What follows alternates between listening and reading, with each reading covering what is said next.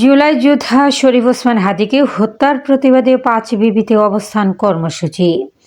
ফারহান ইসলাম, হিলি ও ৫ বিবির প্রতিনিধি। ভারতীয় আধিপত্যবাদ বিরোধী বিপ্লবী আন্দোলনের অন্যতম প্রতীক জুলাই যোদ্ধা শরীফ ওসমান হাদীর নির্মম হত্যাকাণ্ড গোটা দেশ জুড়ে তীব্র ক্ষোভের জন্ম দিয়েছে। এই হত্যার প্রতিবাদে জয়পুরহাটের ৫ বিবিতে ফুঁসে উঠেছে শিক্ষার্থী সমাজ। হত্যার বিচার ও দায়ীদের শাস্তির দাবিতে উপজেলার সাধারণ শিক্ষার্থীদের আয়োজনে পালিত হয়েছে প্রতিবাদী অবস্থান কর্মসূচি। আজ সোমবার দুপুর ১২টায় উপজেলার ৫ মাথা এলাকায় উপজেলার সাধারণ শিক্ষার্থীর আয়োজনে এ কর্মসূচি অনুষ্ঠিত হয়। কর্মসূচিতে বিভিন্ন শিক্ষা প্রতিষ্ঠানের শিক্ষার্থীরা অংশগ্রহণ করেন।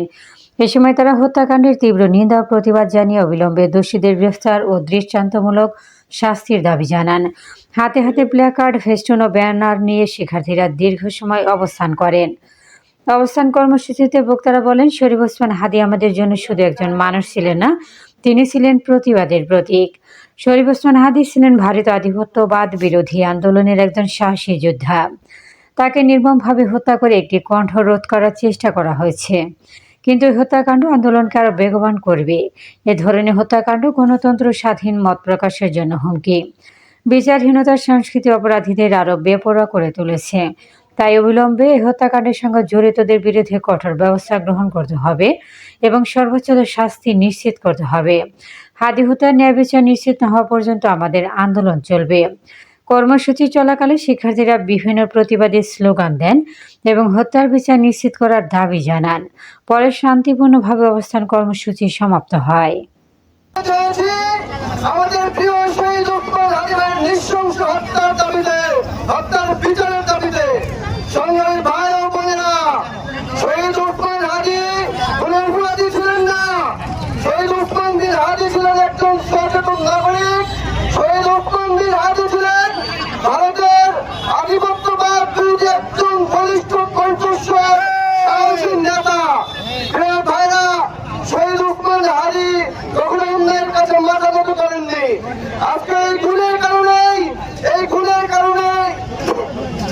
শহীদ ওসমান হাদীকে খুন করা হয়েছে। আমরা বাংলাদেশের ইন্টারিম সরকারের কাছে প্রশ্ন করতে চাই, কেন আজও শহীদ ওসমান হাদীর খুনিরা প্রকাশ্যে ঘুরে বেড়াচ্ছে? কেন আজও রাষ্ট্র নীরব?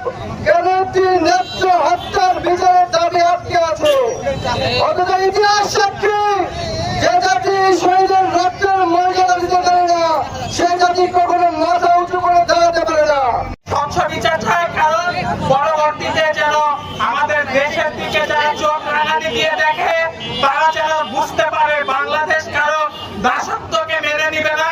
বাংলাদেশ চির উন্নত মবাসীন নিয়ে বিশ্ব দরবারে দাঁড়াবে এবং তার পররাষ্ট্রনীতি হবে ন্যায্যতার ভিত্তিতে। সেখানে ভারতের দালালি, চীনের দালালি, যুক্তরাষ্ট্রের দালালিকে সে বরণ করবে না। আমাদের হাদী ভাই এই দালালিকে অস্বীকার করার কারণে বাংলাদেশকে তার পররাষ্ট্রনীতি শক্তিশালী করার জন্য এবং যে আমাদের কালচার অফ ফ্যাসিজম বাংলাদেশে প্রতিষ্ঠিত হয়েছে তার বিরুদ্ধে কথা বলার কারণে তাকে হত্যা করা হয়েছে। এছাড়াও দেখেছি আমাদের বুয়েটের আবরার ভাই, সে ভারতের আধিপত্যবাদের বিরুদ্ধে কথা বলার কারণে তাকে হত্যা করা হয়েছে।